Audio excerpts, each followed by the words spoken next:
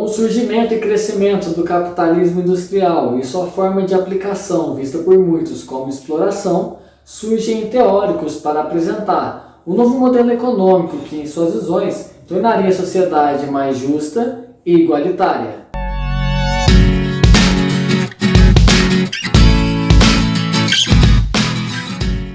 Olá, seja bem-vindo ao canal A História Não Contada. Meu nome é Guilherme e primeiramente eu gostaria de agradecer a você que está assistindo esse vídeo. Se você não for inscrito, se inscreva, deixe o seu like e compartilhe com seus amigos. No vídeo de hoje nós vamos falar um pouco sobre o que foi o comunismo, os seus teóricos mais famosos, as suas características, o seu contexto histórico e muito mais. Afinal, você sabe o que foi o comunismo?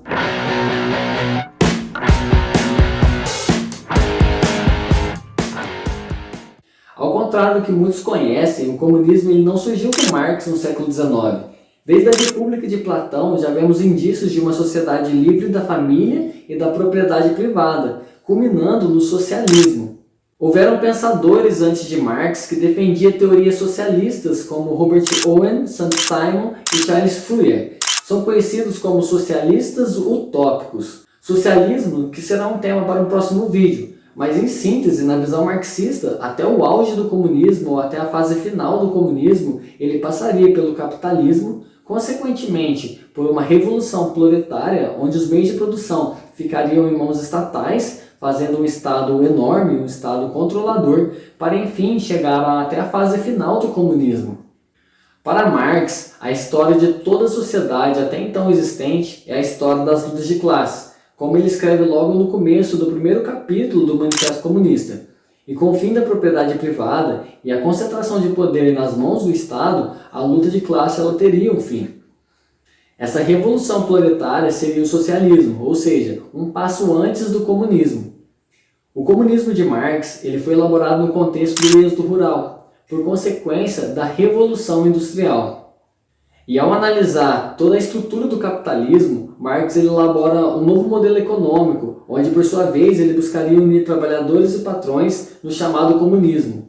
Marx nunca forneceu uma descrição detalhada de como o comunismo ele poderia funcionar como um sistema econômico. Um dos pilares da teoria marxista é a mais-valia, que em suma é o tempo de trabalho versus o valor recebido. Se vocês quiserem, eu posso fazer um vídeo a respeito da mais-valia. Deixe aqui nos comentários para me saber. Diferentemente do socialismo, a organização socioeconômica seria baseada na propriedade coletiva dos meios de produção. Sua teoria era bizarra. Ele dizia que para abolir o Estado era necessário antes aumentá-lo. A ideia era que quando tudo fosse do Estado, não haveria mais um Estado como uma entidade distinta da sociedade. Se tudo se tornasse propriedade do Estado, então não haveria mais um Estado propriamente dito, pois sociedade e Estado teriam virado a mesma coisa, uma só entidade, e assim todos estariam livres do Estado. No seu livro publicado em 1948 com Friedrich Engels, o Manifesto Comunista, no segundo capítulo, Marx ele cita 5 coisas que o comunismo ele queria abolir, começando pela propriedade privada. Primeiro, a família. Sobre quais fundamentos se assenta a família atual, a família burguesa? Sobre o capital, sobre o proveito privado. Em sua forma completamente desenvolvida, a família tradicional é uma instituição burguesa e existe somente na burguesia, afirma ele. A família burguesa será naturalmente eliminada com o eliminar deste seu complemento, a propriedade, e ambos desaparecerão com o desaparecimento do capital.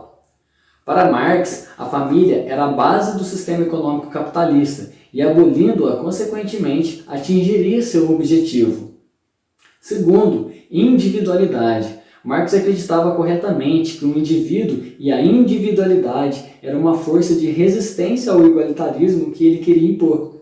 Consequentemente, também no segundo capítulo, Marx afirma que o indivíduo, que para ele era o burguês, o cidadão de classe média, detentor de propriedades, terá de ser retirado do caminho, suprimido e ter sua existência impossibilitada. Segundo Marx, a individualidade é uma construção social da sociedade capitalista e está profundamente arraigada na própria noção de capital. Na sociedade burguesa, o capital independente possui individualidade, ao passo que a pessoa é dependente e não possui individualidade, escreveu ele. E a abolição desse estado de coisas é rotulada pela burguesia de abolição da individualidade e da liberdade, e com razão. A abolição da individualidade burguesa, da independência burguesa e da liberdade burguesa, sem dúvida, são os nossos objetivos.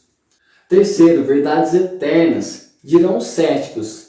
As ideias religiosas, morais, filosóficas, políticas, jurídicas, etc., sofreram várias modificações no decorrer da história. Entretanto, a religião, a moralidade, a filosofia, a ciência política e o direito sempre sobreviveram a essas mudanças. Além disso, existem verdades eternas como liberdade, justiça, que são comuns a todas as camadas sociais. Já o comunismo quer abolir as verdades eternas, abolir todas as religiões e toda a moralidade, em vez de apenas tentar configurá-las de novo. Consequentemente, o comunismo age em contradição a toda a experiência histórica passada. Ora, mas a que se reduz a essa acusação? Ela simplesmente afirma e confessa que toda a história da sociedade se baseou na evolução dos antagonismos de classes, antagonismos que assumiram diferentes formas em diferentes épocas. Porém, qualquer que fosse a forma assumida, um fato é comum a todas as épocas: a exploração de uma parte da sociedade pela outra. Não é de se admirar, portanto, que a consciência social das épocas passadas, a despeito de toda a multiplicidade e variedade de acontecimentos, se manifeste sempre dentro de padrões similares e de acordo com ideias gerais. E isso só irá desaparecer por completo com o desaparecimento total dos antagonismos de classes. Marx acreditava que o fim da religião e da moralidade era o caminho, como disse certa vez: a religião é o ópio do povo. Quarto, nações. Os comunistas, disse Marx, são repreendidos por seu desejo de abolir países e nacionalidades, mas esses críticos são incapazes de entender a natureza do proletariado. Os operários não têm pátria, logo, não é possível tirar deles aquilo que eles não têm. Ademais, dado o proletariado tem primeiro de conquistar a dominação política, de ascender à classe dominante da nação e, finalmente, se tornar ele próprio a representação da nação. Então podemos dizer que, até o momento, ele ainda é nacional, mas não no sentido burguês da palavra. Quinto, o passado. Marx via a tradição e os costumes como uma ferramenta de dominação da burguesia. Aderência aos costumes e respeito ao passado serviam meramente para distrair o proletariado, atrasando sua busca por emancipação e supremacia. Os tradicionalistas reacionários, apegados ao passado e aos costumes, agiam assim unicamente para manter os instintos revolucionários do proletariado sob controle. Na sociedade burguesa, escreveu Marx, o passado domina o presente. Na sociedade comunista, o presente domina o passado. Ao final do segundo capítulo do Manifesto Comunista, Marx inclusive fornece as 10 medidas necessárias para tornar um país comunista. Alguns dizem que o comunismo nunca foi implantado de fato. Outros dizem que as tentativas que ocorreram em alguns países foi exatamente aquilo que Marx pregava, especificamente em O Capital.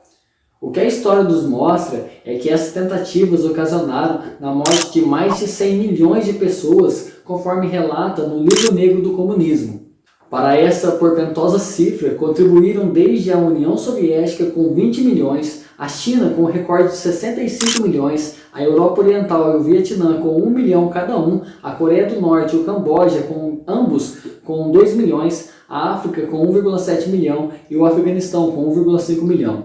A América Latina entra com modestos 150 mortos. O MSI e os partidos comunistas no poder respondem por 1 dezena de milhares de mortos. Aos que dizem serem esses números exagerados, responde Eric Hobsbawm, historiador e ex-comunista bem conhecido no Brasil. Mesmo que as cifras caíssem pela metade, seriam moralmente inaceitáveis. Deixe também nos comentários se vocês querem que eu faça uma série de vídeos a respeito dos países que tentaram implantar o socialismo. É muito comum ouvirmos que todas essas tentativas foram tudo menos o verdadeiro socialismo, ou seja, que deturparam Marx. Ainda em 1920, o economista liberal Ludwig von Mises já havia refutado a teoria socialista de Marx. Inclusive, eu indico a leitura de Marxismo Desmascarado e a mentalidade anticapitalista dele. Enfim, já deu para ver que o comunismo não é tão agradável igual nos mostraram nos livros didáticos. A sua ideia na teoria é até aceitável, pois permite que sonhamos com um mundo onde todos seremos iguais. Ela entra em conflito com o cristianismo, ao passo que esse mundo no qual ela nos promete, na visão cristã, só será possível após a volta de Cristo, ou seja, nessa terra, sendo quem somos, nunca acontecerá. Sem contar que o que o comunismo marxista prega em O Capital e no Manifesto Comunista é a própria consequência das tentativas já realizadas: censura, perseguição e miséria. Como dizia Churchill, a desvantagem no capitalismo é a diferença de riqueza, mas a vantagem no socialismo é a igualdade na miséria. Eu pretendo preparar um conteúdo a respeito do comunismo hoje no Brasil. Se vocês quiserem, comente aí também. Bom pessoal, esse foi o vídeo a respeito do comunismo. Compartilhe com seus amigos comunistas. Mostre a ele a história não contada. Quem sabe, propagando a verdade, um dia o comunismo ele será tão odiado como é o nazismo ou o fascismo. Afinal, como mencionado, ele deixou mais de 100 milhões de mortos. Se você gostou desse vídeo, não se esqueça de se inscrever, de deixar o seu like, pois assim vai estar ajudando o canal a produzir mais vídeos desse tipo. Comente também o que você achou e o que precisa melhorar. Não se esqueça de me seguir nas redes sociais para ficar por dentro dos conteúdos antes mesmo de sair aqui no canal. A indicação de leitura nos próximos vídeos estarei fazendo como nesse, no decorrer do vídeo.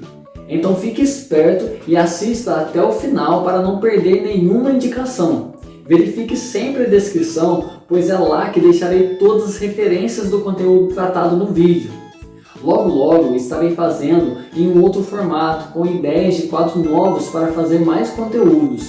Então dê essa força e compartilhe com pelo menos um amigo. Vamos aumentar o número de inscritos nesse canal e levar o conhecimento ao maior número de pessoas. Você também faz parte disso, e ao compartilhar a verdade, estará tomando um lado na sua vida, e esse lado com certeza é não ser cooperante com a mentira. É isso aí, meu muito obrigado, um forte abraço e até a próxima.